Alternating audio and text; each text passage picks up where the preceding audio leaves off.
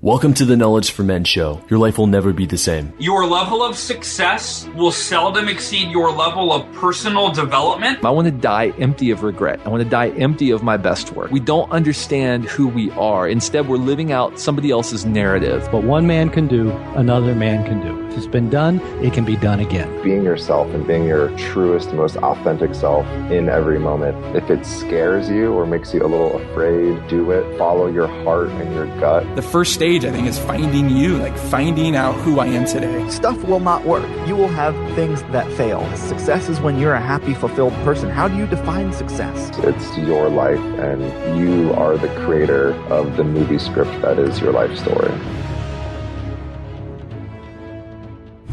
So many of you over the last 3 months have been asking me questions through email about not just becoming a stronger grounded man, but also about how I built my online freedom business. You see, I used to be broke, sleeping on my brother's couch with only $15 to my name, to now having a top-ranked men's podcast on iTunes. I'm a 3-time Amazon best-selling author. I sell out events where men come from around the world to attend my powerful trainings, and I'm working with amazing clients one-on-one. I share exactly what I would do if I was going to start over in this free training on becoming an influencer at kfminfluence.com. Again, that's kfminfluence.com. This will get you in the game, save you thousands of dollars and hundreds of hours of trying to figure all of this out on your own. This is the stuff people charge for, but I'm giving it to you for free at kfminfluence.com. All right, guys, welcome here to the show. I'm here with Sean Ogle, the founder of Location Rebel, which is a lifestyle kind of business training for beginners, helping people travel the world and do things that they enjoy online. Sean, happy to have you here on the show. Yeah, it's my pleasure. Thank you for having me. Awesome. All right, Sean, let's dive right in with a favorite success quote or some sort of saying that you've lived by that's helped you on your journey. Yeah, so since I've become an entrepreneur, this has become more and more important, but it's a quote by Teddy Roosevelt that comparison is the thief of joy. Fairly common quote, but it's definitely been something that's helped me in my life and business. Man, in today's world, I think not, with all social media, guys showing all these pictures of Lamborghinis and $100,000 Totally. cash, like for some reason in a spa or something, like eating steak off a naked girl. Like I've just seen some pretty wild stuff on social media, and I think we're all on it. I think many of us are on social media, and so I think this quote is more needed than ever. Yeah, absolutely. It's one of those things that obviously, for the last, 7 or 8 years, I've been doing a lot of cool stuff, have a great life, but even amongst that, I'm finding myself constantly comparing myself to the guy with the Lambo or the guy eating steak off a hot naked chick or whatever it is. Or even worse, comparing my business to somebody else's business. And the reality is I kind of learned you got to focus on you, do the things that you do well, and really know what it is that you want out of life and stop worrying about all the things that everybody else is doing. Yeah. Like really, you're online and you see someone doing something. You're like, I didn't even know I wanted to do that. Now I do for some reason. I feel exactly. And for no other reason than, hey, that guy's doing it. So obviously I should want to do that too. Yeah. Yeah. When on your journey has this been most needed, or has it just been a continuous kind of focus? There's been different elements throughout the journey. So I started my business in May of 2009. So early on, you're looking at the guys that are like you, that are just getting started, and you're like, oh, this guy got 20 comments on his blog post and I only got 15 on mine. And so you're like, why is their blog better than mine or whatever? And then as you start making more money and as you achieve more success, then it's like looking at things. It's like, oh, dude, that guy just bought $1 million house. Like, why shouldn't I have $1 million house? Or that guy just, took off on this like huge elaborate like golf vacation. Like I should do the same thing. So more than ever, it's just important to kind of keep to recognize the difference between needs and wants. And so for me, there's a lot of things that I want and not necessarily a lot that I need that I don't have, and recognizing why I want that, if it's just an ego thing or if it's something that is really going to add value to my life. So, like I said, that one theme has been persistent throughout the last 7 or 8 years, but it's been in different ways as the business has evolved. Absolutely. And what happens to a man, do you think, when he doesn't do this, when he's constantly comparing himself and letting other people kind of dictate his worth? Oh, there's a few things. One, you're never going to achieve happiness. Like if you like true like happiness with where you're at. If you're always trying to attain what somebody else has or trying to get to the next thing, you're always going to be miserable. Like no amount of money or no material possessions or anything is really going to do it for you. And the other thing is, I don't think you're going to see the success in your business because you're going to constantly be trying to emulate what other people are doing. You're going to keep comparing yourself to their blog or their website or their business. You're going to keep trying to do their tactics and playing their game. And so if you really truly want to be successful, you have to be unique more than ever. Yeah, really interesting. I was just interviewing a lady about kind of being authentic and how it's attractive, and she was saying it's like just the cornerstone of attractiveness is being authentic and really just not listening to what other people are doing and just focusing on you and where do you want to go and where are you going and focusing on your journey. Absolutely. Couldn't agree more. Well, your backstory here. So you had a desk job. You were working in the finance industry, like coming out of college. You're from the Oregon area, right? Yep. And so, take us, walk us through a few of the steps here. What was your life like, during this time? I imagine a financial analyst is working more than 40 hours a week, right? He's doing he's got that job. He's probably making good money. Yeah.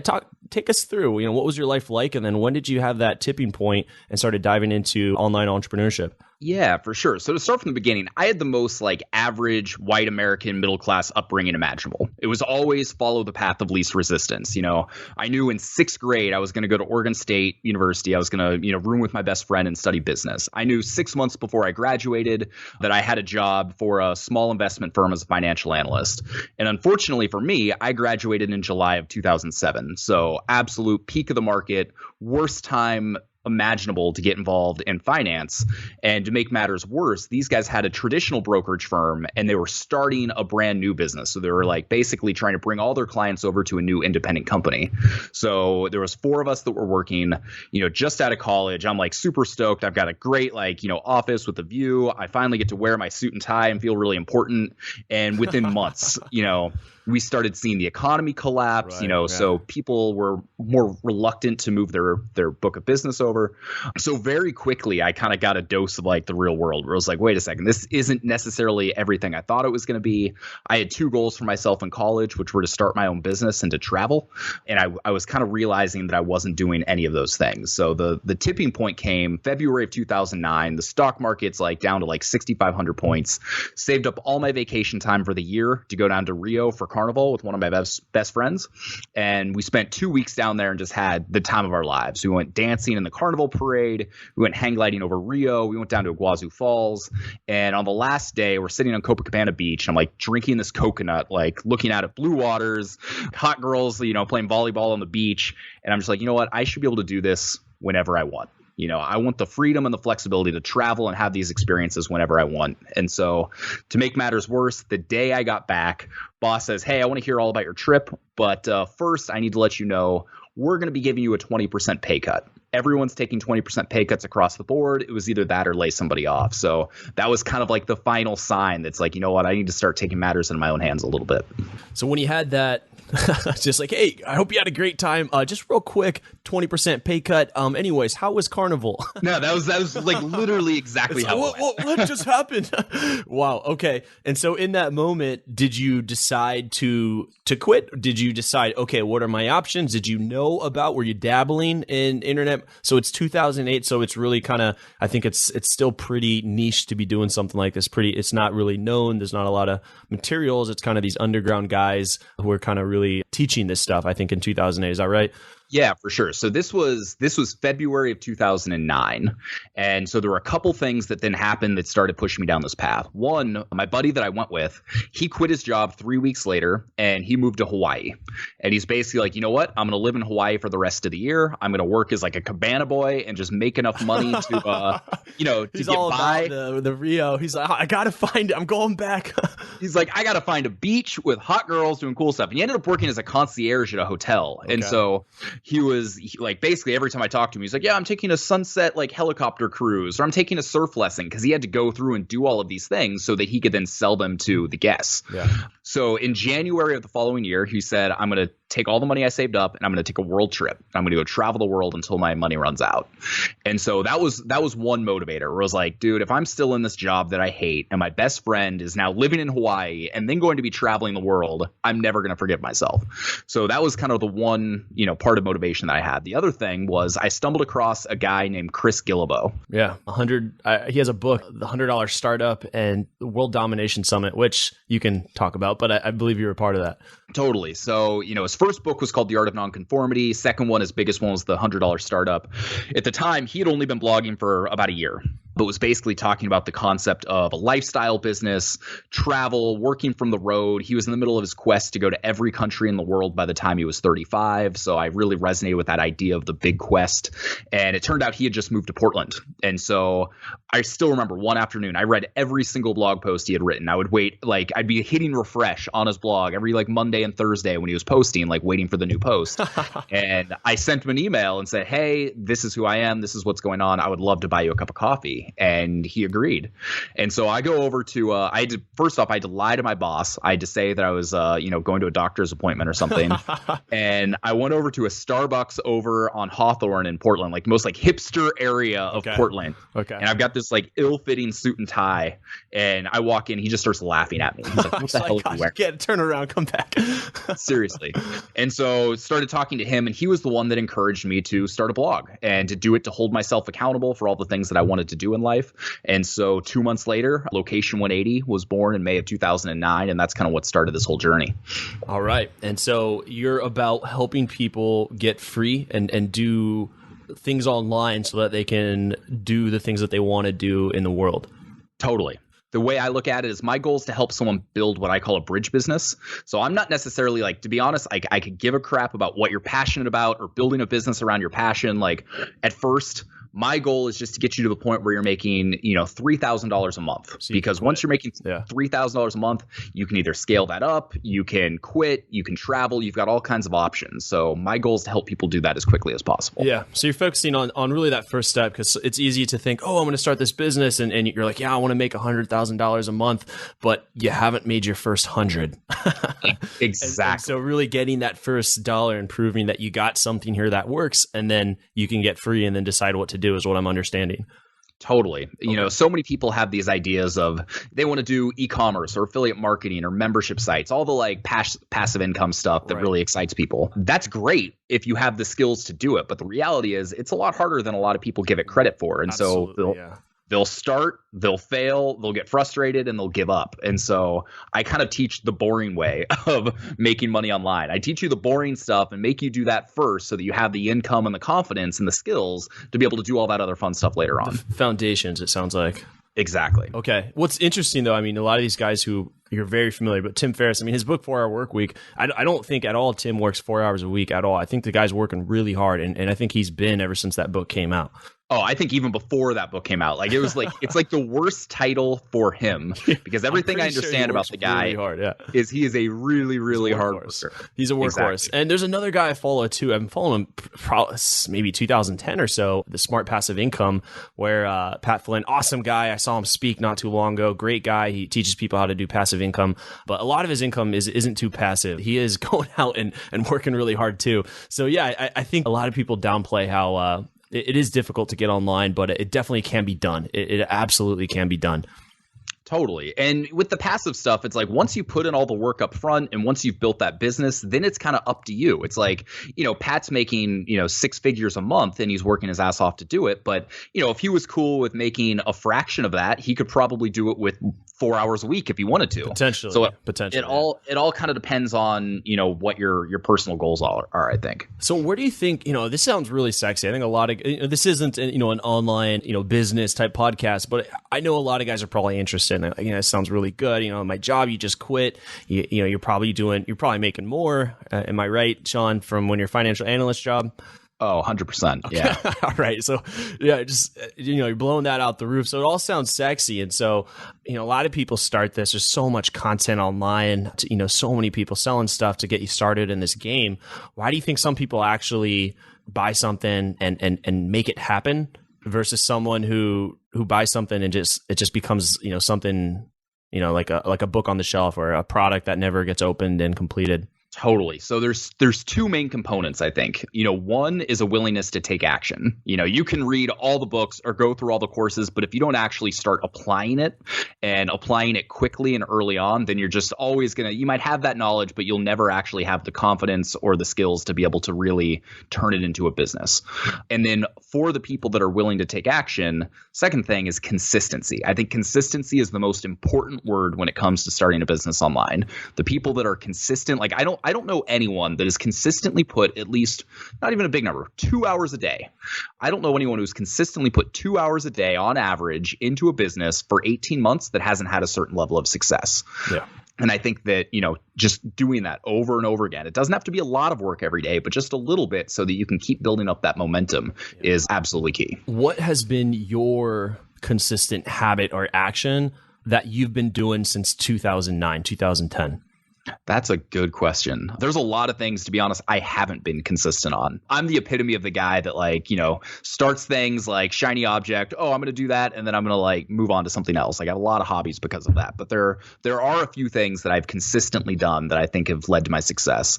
One of them is consistently posting on the blog. It amazes me. My anniversary of starting my site is in May of this year. So it's our 8th anniversary. All right. Congrats. And thank you. And consistently, every single, month, some months we had 10 blog posts and some months we might have only had 2, but every single month we put out content, we put out blog posts. So it keeps throwing out new ideas. It keeps it relevant and it lets people know, hey, this is up to date. Things are still around. I'm alive. I haven't died in Brazil. Exactly. Because you get a lot of people that are like, oh, is your program updated? Or, oh, are you still around? Or, oh, are you still doing this? Because so many people will create something and then fall off and they'll be like, hey, I saw your last update was in 2012 or whatever. So that's one thing. The other thing that I've consistently done, and this is kind of one of my secrets to success. This is one of the things I attribute all of my success to, and that's answering reader emails. And not only answering them, but eliciting them. In my autoresponder series, getting people to, answer questions, engage me in a conversation. If you talk to automation guys or guys that have into the 7 and 8 figure businesses, they would say this is the stupidest thing ever. But I think the easiest way to get to $250,000 a year in a lifestyle business is to get people to respond and actually engage them in emails. So I'll go back and forth with readers and, get them to tell me their problems, what they're struggling with, and give personalized feedback on what I think they can do to start overcoming that. Yeah. And so not only does that allow me to build real relationships with people, it builds trust. So when it does come time to offer them something or have something for them to buy, they're more willing to do it.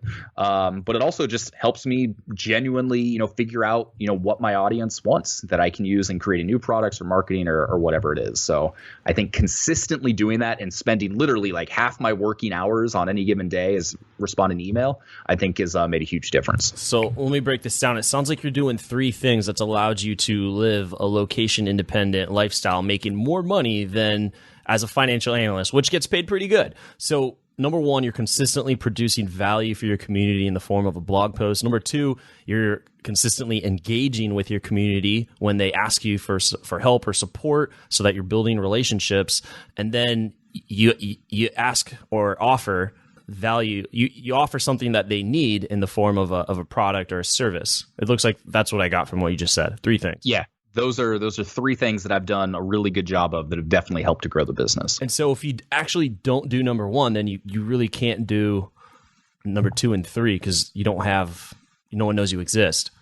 Exactly. Each one kind of leads to the next thing. It's if you're not doing the blog post, no one's going to find you. If you're not getting to know what your customers want and what your readers want, then you're not going to have anyone there to buy the product and you're not going to know what product to create. Absolutely. Yeah. And so that's the consistent value for your community. And so if someone really wanted to do this, and that's the formula, and you're using the word blog, and that's absolutely a valuable tool, but there's also YouTube, there's also podcasting, like what people are listening to right now. There's many other ways to generate traffic or just get attention, but blogging, writing, that is something that absolutely works. And I'm going to ask, are you a good writer when you first started in 2008? I've never been a bad writer. It was kind of I could write well enough to get by. If you go back and look at the posts back from 2009, it was ugly. It was really bad. So I've been good enough to get by. We'll put it that way. So basically, Microsoft Word doesn't give you the red squiggly line, so you're like, I'm good. This is good. It's exactly. I can get past the red line, guys. I've probably become a worse writer and definitely a worse speller simply because of blogging. Because now I'll spell all sorts of things, wrong. Right click, squiggly line, fix it. Never had to actually look to see how to spell a certain word. Yeah. Okay, and you really haven't been that good. It's not like you're just this people telling you growing up, like, oh man, Sean, you should be a writer, man. I'd love to hear what you have to say. You just have been consistent. You weren't that good, but you've developed over time, and that's your number one thing that you do for the last, what is it, 8 years, 9 years, 8 years? Yeah, 8 years, and totally. I think one of the things that is you can compensate for not being the best writer by being vulnerable and authentic. Yeah. It's like, I'll tell people, like, if I suck at something or screwed something up, I'll write about it. Like, if, I'm having like a down period or whatever, I'll write about it. If I'm having big wins and big successes, I'll write about it. So it kind of humanizes you. It helps build trust. And people would much rather see something that's real and authentic than the most perfectly polished, piece of writing out there. It's relatable. It's relatable. They can see themselves as you. When I was really just starting to speak live, I used to be really scared and intimidated. I would open with, "Hey guys, I'm really nervous. I might mess up here because I really want to do well for you guys. I've really put my heart and soul into this.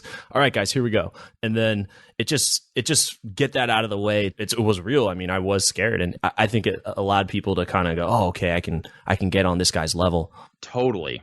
That's one of those things, because I think one of the things that sets my site apart from some other sites is you can go back into the archives, go back to the summer of 2009. You see how clueless I was. I was still in my day job at that point. I'm writing about whatever random topics I can come up with. Like, there was no cohesion. Whereas you take a guy like, Chris Guillebeau or Tim Ferriss, they kind of all of a sudden were just big deals. It's like you never saw the early struggle with them. It was just instant bestseller. Where with me, you can go back and it's like, oh yeah, he's exactly where I am now, or I'm struggling with these exact same things. I call it my quarter life crisis. And so you can see me working through my quarter life crisis and quitting my job to move to Thailand and do all of these things. And now it's a little bit different. Now it's maybe a little less relatable as I, have kind of, increased my income and, the adventures I do or whatever. But that's why within the community, I try and highlight all of the people that are going through what I was, because that's what's going to help people kind of give them the confidence to know that they can do it too. Yeah, really similar story. I just had Mark Manson on here, and I was asking him, he's been writing about 8 years too, and I was asking him, what was it like when your first blog post? And he was like, I had 4 visitors. It was like my mom, my girlfriend, and I'm pretty sure her dog or something like that. Yeah, exactly. And I mean, now this guy, he hit New York Times bestseller as a blogger, and I think there's a ton of power in consistent writing and that development. I'm curious, just start naming some countries and cities you've been to here. 8 years. What can happen when you get location independent? Just start throwing off some, what comes to mind, where you've been, where you traveled, things you've done. Oh man, been all over the place. So in the last couple of years, I've been to Thailand, China, Hong Kong, Ireland, Scotland, England, the Maldives. Where else? Those are some of the biggest ones. Vietnam, Macau, Indonesia. It's like Vegas and China, Macau. Vegas and China. I actually did a YouTube video that was basically the comparison of Macau versus Vegas. It's a very weird place, to be honest with you. So having traveled all these different countries, and you called yourself in the beginning just like a typical middle class American guy. You went to college in Oregon, and you had middle class lifestyle and upbringing. What were some of the biggest lessons you think you learned from traveling to some third world countries and just around the world? Oh, there's all sorts of them. I think one of the biggest ones that comes to mind is a lot of people are afraid to travel. They're like, oh my God, I'm going to go, get mugged. I'm going to lose all my money and whatever. Zika. Seriously, that's a big one. And so one of them is, think about the worst case scenario. And what's the absolute worst case scenario? And the chances are it's probably not that bad. And then you look at the odds of what that worst case scenario is and like what the chances of that actually happening. And it's probably really slim. So like when I left my job, moved to Thailand, and I was like, okay, what's the worst that could happen? Worst that could happen is I end up having to come back, get a day job, and like work at McDonald's or something. What are the odds of that happening? Probably pretty slim. So I almost think it's more risky to not take the adventure and not do it, because when I think of if I had just stayed in my day job, all of the things I've done over the last couple of years that I would have missed out on, it's absolutely terrifying to think about. Especially you really maximize, because those are a lot of the things people want to do after they retire. But you got to experience it. It sounds like you're in your mid to late 20s is what it sounds like. Yeah, I'm 31 now. So, okay. I left my job when I was 24, I think. Okay. Same here. So I used to be a retail manager for a big, just Target. Nice. Out of college. And so similar experience having quit, but I did not achieve a level of financial success for some years later. I think there's so much to be said about that, which is you almost you flip the script, which is you got to do something that most people don't get to do until their later years. And you got to do it though when you were young and probably at the peak of your fitness, like kind of your physical capability to go on these type of adventures. Oh, totally. I joke that I'm like a 70-year-old guy in a 30-year-old's body. It's like I'm really into golf. I like nice watches. I've got a hobby for Isla Scotch. It's like all these like old man things: golf, Scotch, travel, whatever. Are you into pens? I think that's when you're really that's when I know I've got a problem. That's when Luckily, we're not there yet. I knew this guy. He spent it was like $2,000, which is actually not a lot. He said on a pen, and I said why, and he said, "Have you ever signed something with this pen? It glides so well." I was like, wow, I'm not at that level, I guess.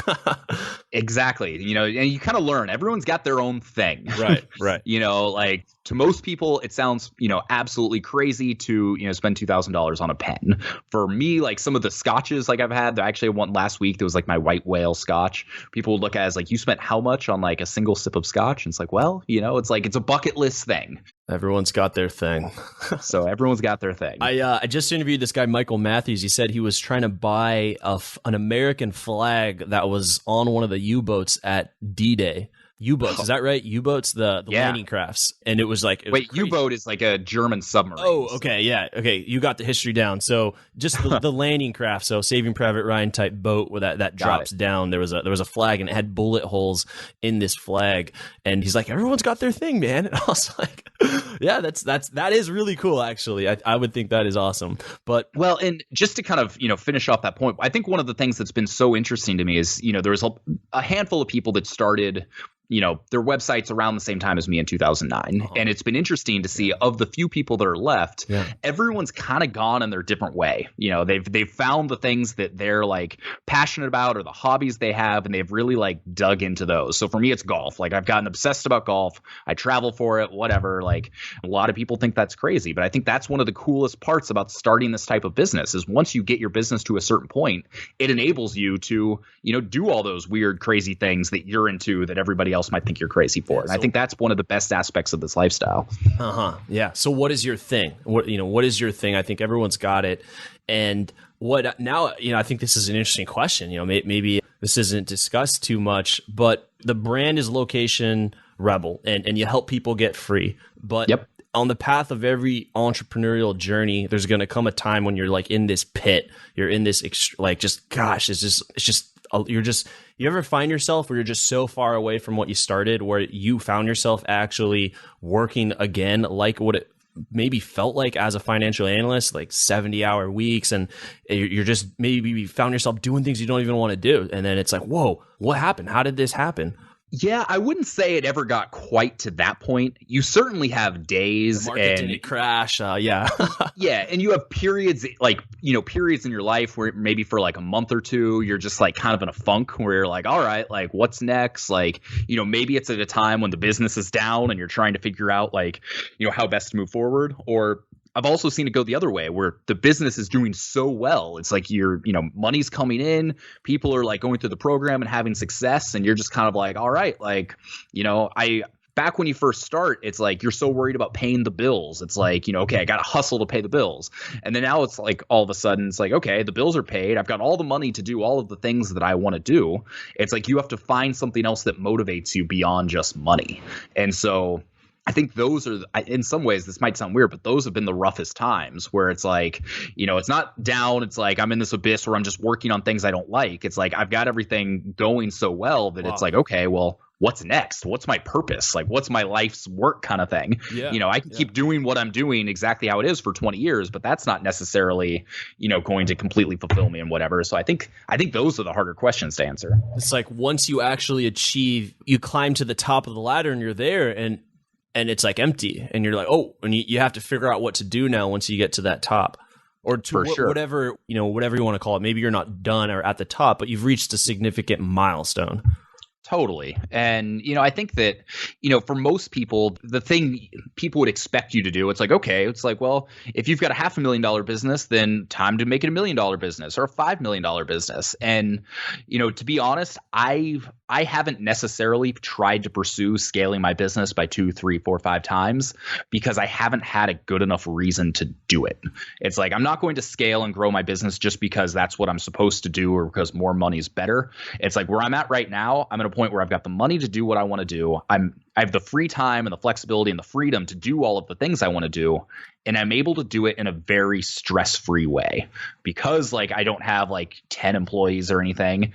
My life is relatively stress-free. So when I do want to bring on more stress and more responsibility, I want to make sure it's for the absolute best reason. And I think that's something that people don't talk about enough. It's always grow, grow, grow for the sake of growth without really understanding truly why you're motivated to grow something. Does that make sense? Oh, absolutely, man. And it's really a topic that needs to be more on the table, which is, I think the message out there is go big or go home.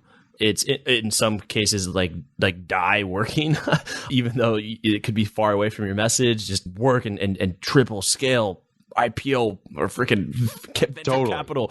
And it's so crazy because last night I was reading this article, which is based off this book I'm reading or had read earlier this year called Your Money or Your Life. I think it's David Bach, but he has this curve and it says, so if we look at the y-axis is up and down, right? I didn't do too well in geometry. It's up and down, right? Fulfillment. Okay. And that's fulfillment. And then on the x-axis, it's just like your work, like how much you're working. In the beginning, it's like survival, which is, it sounds like that's where you're focused. Like you help guys get to that survive. They can cover all their base needs and then focus what to do next. Above that would be like, now you're enjoying these comforts. So you have more than enough.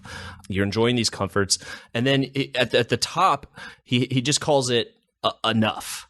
Like not enough, just like enough, but look, dude, enough. Like this is all you actually need. And then it actually starts going down to where your fulfillment actually starts going down because of stress. He has clutter, he has complexity, he has hassle, and then it just gets worse and worse the more that you work. Although eventually it goes back up if you continue to grow and get the right people. But he says for most people, there's diminishing returns on scaling your company, and it can take decades to get to the level that you want to get to and be completely free. Totally. And so a question I'll often ask people as they're trying to figure out what type of business they want is say, okay, you've got two options. You can have a $300,000 business with 1 or 2 employees, part-time, no major, overhead, no major expenses, doing something you love, helping people in whatever way that is. I mean, you've got tons of free time and flexibility. Or you can have a $3 million business where you've got a dozen employees, you've got more stress, you've got, to take care of them, and you might be serving more customers, you might be, a little bit more famous, you might have a little more brand recognition, and you're making the exact same amount of money, but you don't have quite the freedom or quite the, the flexibility that you had. It's like, which business would you rather have? And there's no right or wrong answer. Some people want to make the biggest impact possible. They want to, be as famous as possible. They want to have the best options for growth, and they want to be able to buy that new Ferrari or whatever it is. But I think even though most people on the surface, that's what they think they want, I think if you were to actually like get people to think about it, I think most people would probably be happier with the smaller business. Right. And that goes back to your quote, man, from the beginning, which is comparison is a thief of joy. And if we ask ourselves, why do we want that why is that like in grant? And gosh, like I'm not against people trying to crush it out there. I'm supporting people who want to 100%. rise up. 100%. I think you should do it for the right reasons that are in alignment with your core values. And if you're really trying to do, hit that big number because you're comparing yourself to XYZ, whatever it is, that's got to be very, I almost want to say it's just against being a strong, grounded man who's making decisions and choices based off of what he feels is in alignment to himself.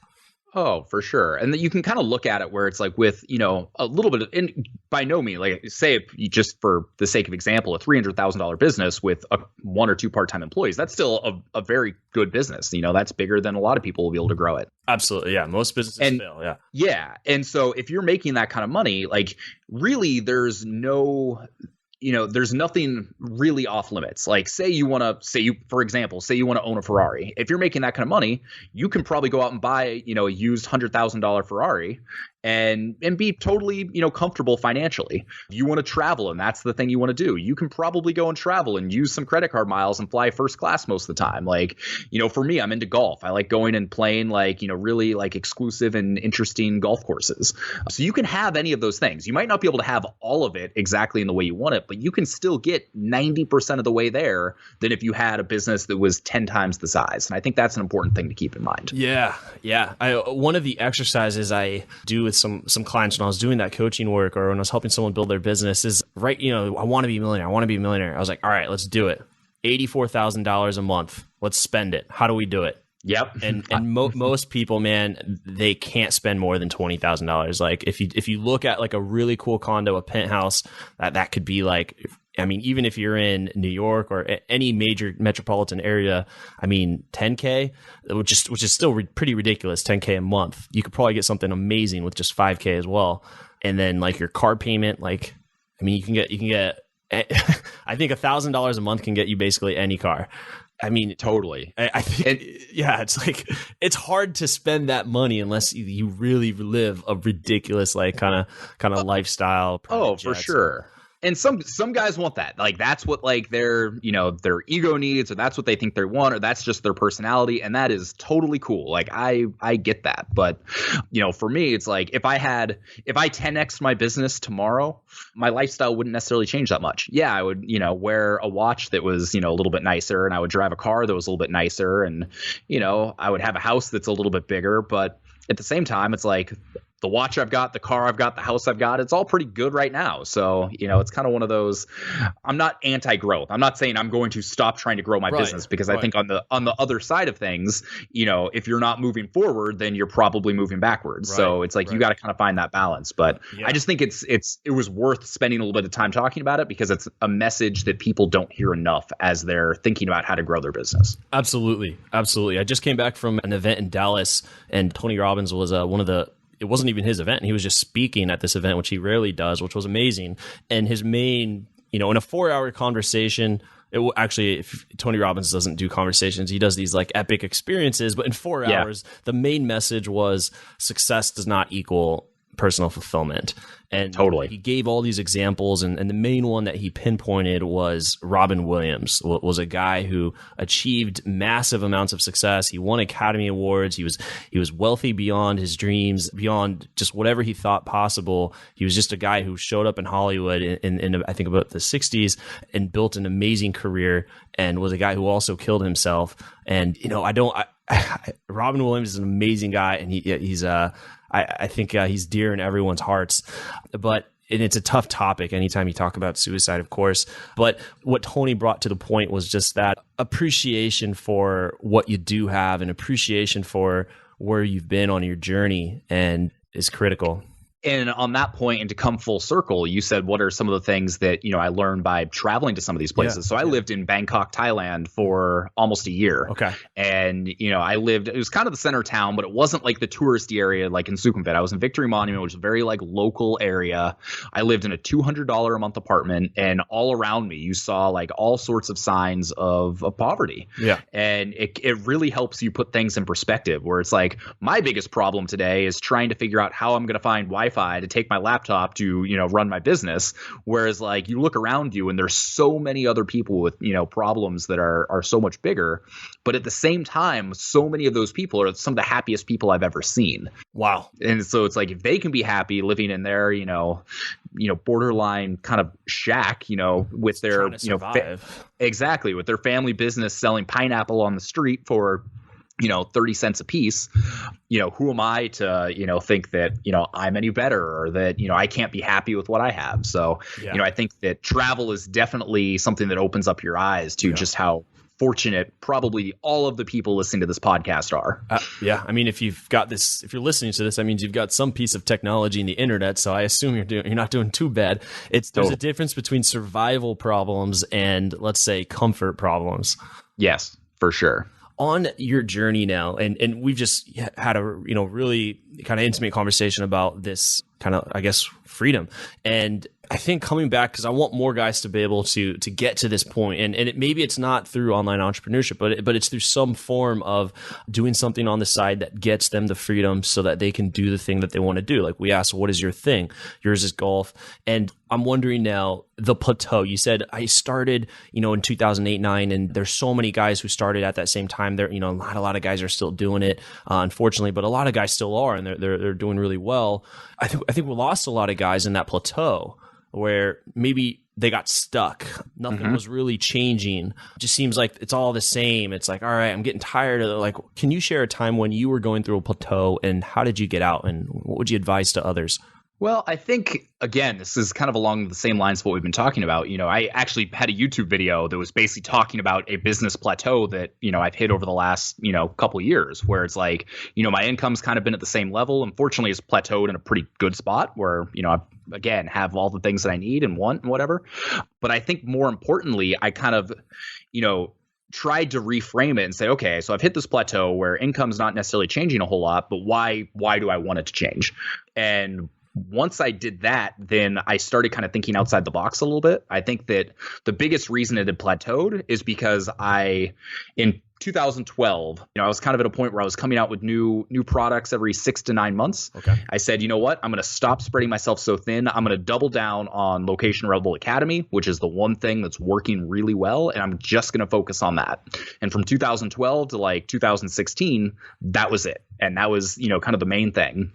And with, traffic numbers and opt-in numbers, like there's all sorts of things I could have done marketing wise to try and grow that. But, I'd kind of like reached, the farthest it was going to get without changing up my marketing completely. And what I've done over the last 6 months is kind of said, okay, this is still great. I can continue doing this, but let's branch out to help serve more people. So that was when I started a new business in the golf niche with my golf site, which is just completely taken off. And then I'm in the process of, rolling out a new product that kind of helps people with the same goals that we talked about, but does it in a different way and appeals to, people that want to build a different type of business. So it's, basically still leveraging my audience, but doing it in a different way. So I think one of the best ways to break out of a plateau is saying, okay, what are you doing now? Should you change that, or do you need to change that? Or can you keep doing that and then just branch out in a different way? Or for some people, the answer is going to be like, okay, stick with the same thing, but scale or change your marketing or whatever. And so I think having an honest conversation with yourself about, why you've hit that or why you've done that is an important thing. And that applies to both fitness, health, personal life. It's not just business. Yeah, absolutely. Yeah. I see that, like looking back at your journey, there's these defining moments. Like you came back from Carnival and your boss 20% pay cut, and you're like, all right, I got to change. That's a defining moment. Or having a lunch with Gillibo, and I'm sure there's many more on that journey. But then one you've just shared is a transition into another niche, which is something that it is actually you are passionate about. It sounds like it's something you naturally enjoy doing in your free time. I just think these defining moments make our lives. Like when you decide to make a decision, you decide to take a risk. And I think for all the listeners, it's like we're probably all on the brink or not too far away from making a defining decision in our lives. And that decision can absolutely alter the course of your life, your business, your relationships, or even perhaps create even more success in your life. And so when you're going through risk, Sean, what is there a process you go through? Is there how do you handle risk is my question. Well, so let me answer it this way. You asked me for a quote in the beginning. Here's another quote for you that I think is a really powerful one when it comes to this. Right. Tim Ferriss once said, most people will choose unhappiness over uncertainty. Okay.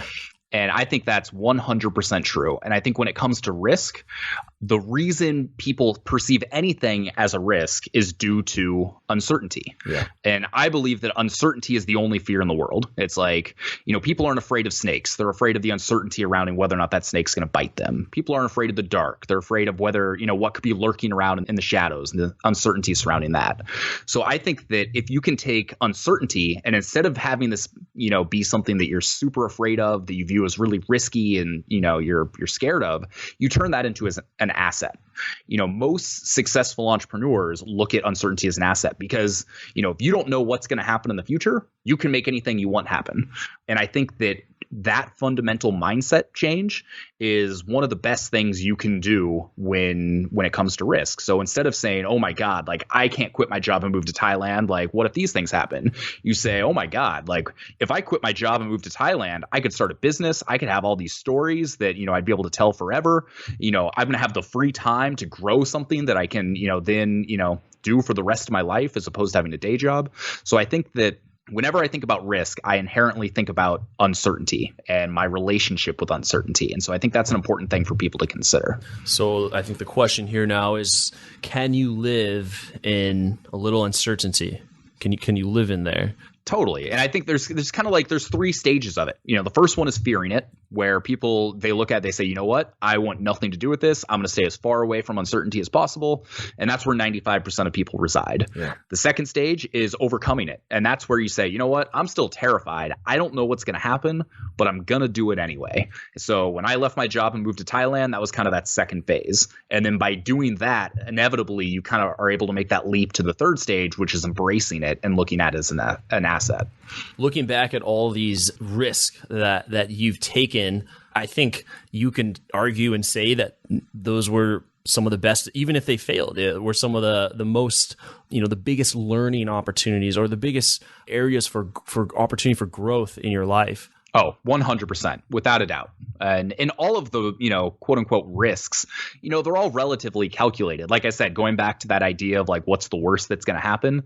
All of the risks I took were kind of, they're educated risks. They were like, you know what, I'm going to do this. And sure, it might be a little risky, but, the positive side far outweighs any potential negatives. Yeah, I think Warren Buffett says something like, it's only a risk if you don't know what you're doing. Yeah. Well, and to elaborate on that, like you can still take a risk and have no clue what you're doing.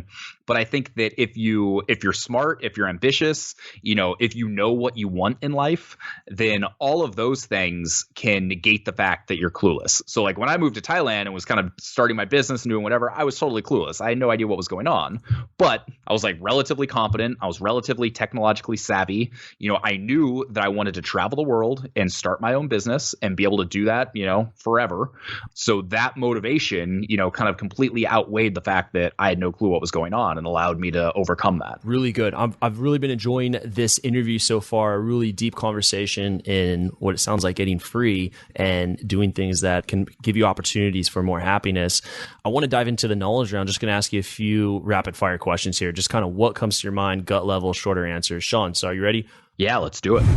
Have you ever wanted to become a highly paid online thought leader in your space? Have you ever wanted to be an author and get that book out?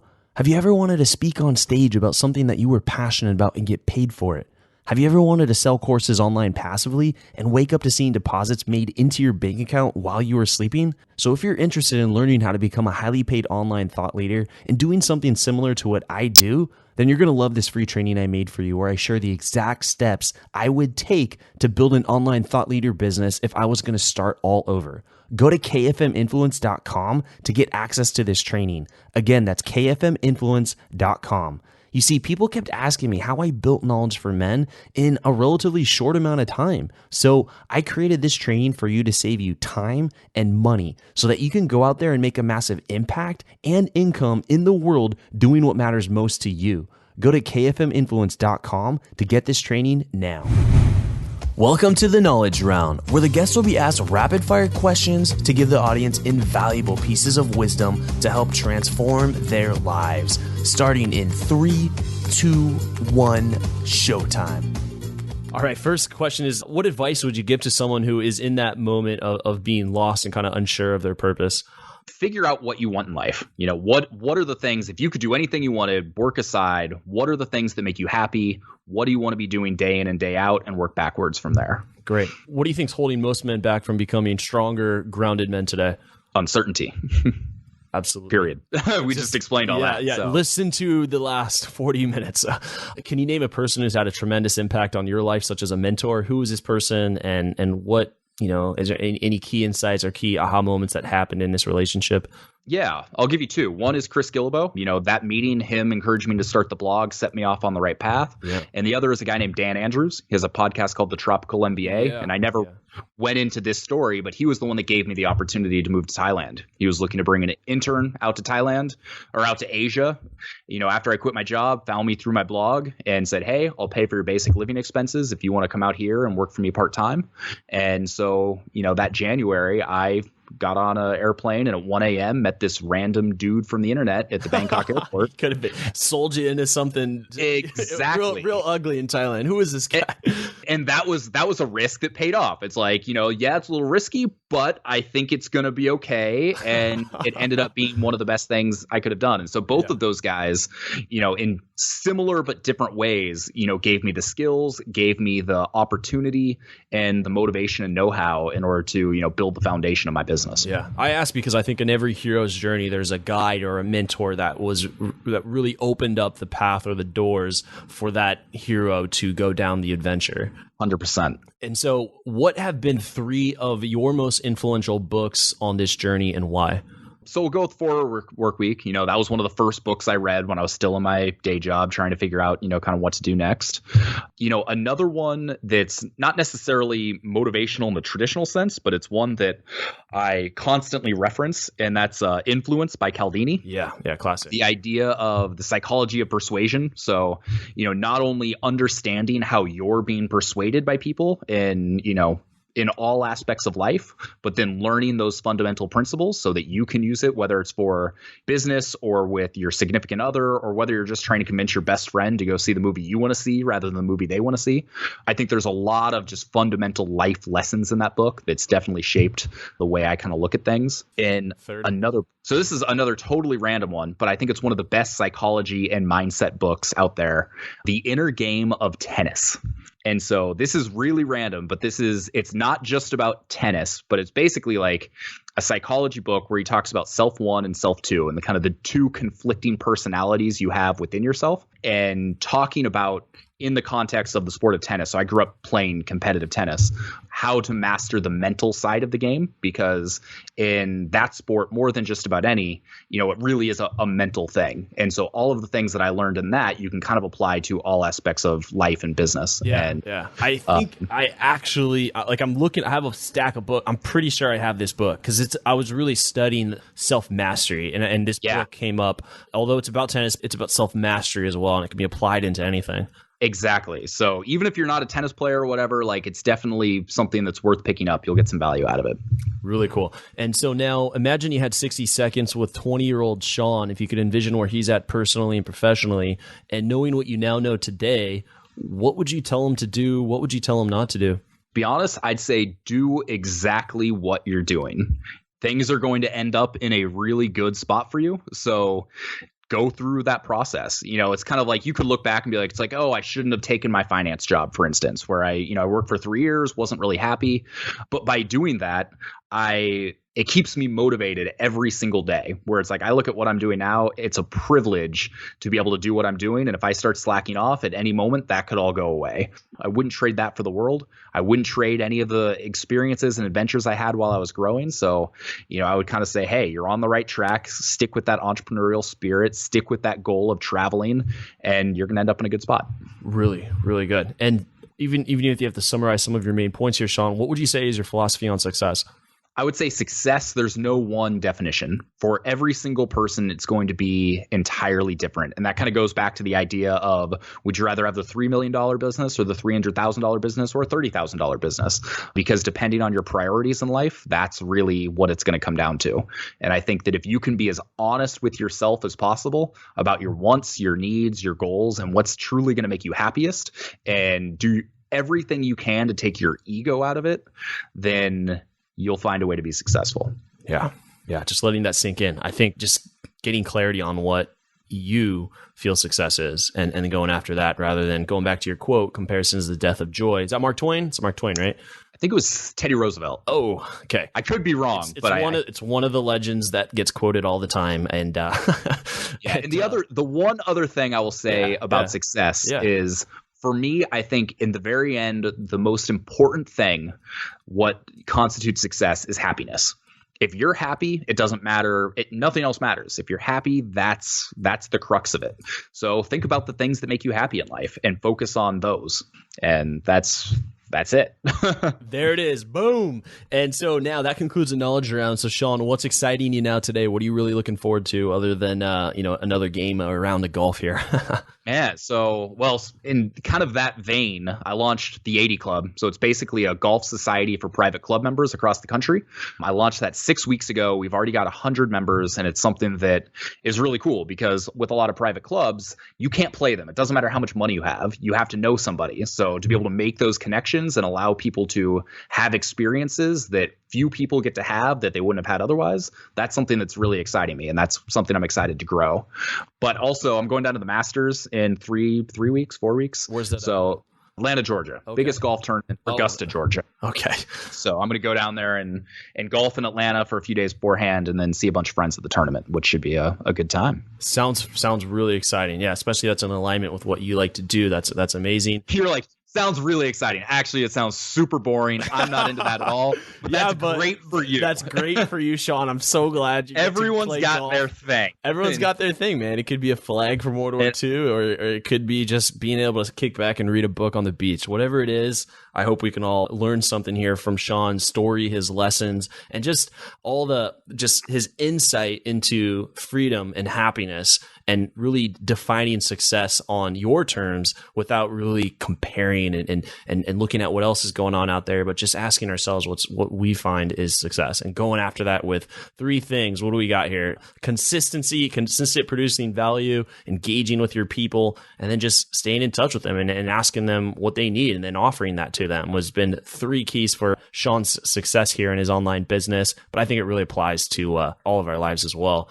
Sean, we can follow up with Sean here, all the listeners, locationrebel.com. I just Googled Sean Ogle, Ogle, and that, Google, just all kinds of great content pops up. He's been on a number of other major media outlets. So you guys can check out more work from Sean. And then obviously check out locationrebel.com. And what's your golf site? Breaking 80 with 80 spelt out. So it sounds like you're helping connect kind of elite golf parks. I don't know what you call them. Elite golf parks. Yeah, I'm an elite golf park connector. Yeah, that's my title. That's what it says on my business card. Yeah, and on your LinkedIn, I think you can Google it. Sean Ogle pops right up. All right, Sean, it's been a pleasure having you here on the show. I've had a number of people recommend you, and I'm glad we finally got this off the ground, and you shared your story and invaluable pieces of wisdom here with my community. No, thank you so much. It was really a pleasure, and I appreciate the fact that you had a different format than a lot of the podcasts I've been on, which really allowed us to talk about some things that we don't necessarily talk about a lot. So that was cool. So thank you. Super important stuff. Thank you for listening to the Knowledge for Men podcast. Hundreds of interviews and millions of downloads later, we're continuing to build an international movement, and we're just getting started. So if you enjoyed this episode, go ahead and leave a helpful review in iTunes, because it really helps the podcast grow so we can impact even more men in the world who need this. Guys, this is all about living with purpose, where every day you only do things that matter to you. You wake up, live with purpose, and take massive action towards the life you want. And always remember, love the life you have while creating the life of your dreams. Go to kfmfree.com to get a surprise bonus I've made for my listeners. Again, that's kfmfree.com for something that's changed my life, and I'm offering it to you for free. Also, check out my Amazon best-selling books that I've written for you to help you crush life at kfmauthor.com. Again, that's kfmauthor.com to see all the books I've created to help you break through in life. This is your host, Andrew Farabee, founder of knowledgeformen.com, and I'll see you in the next episode.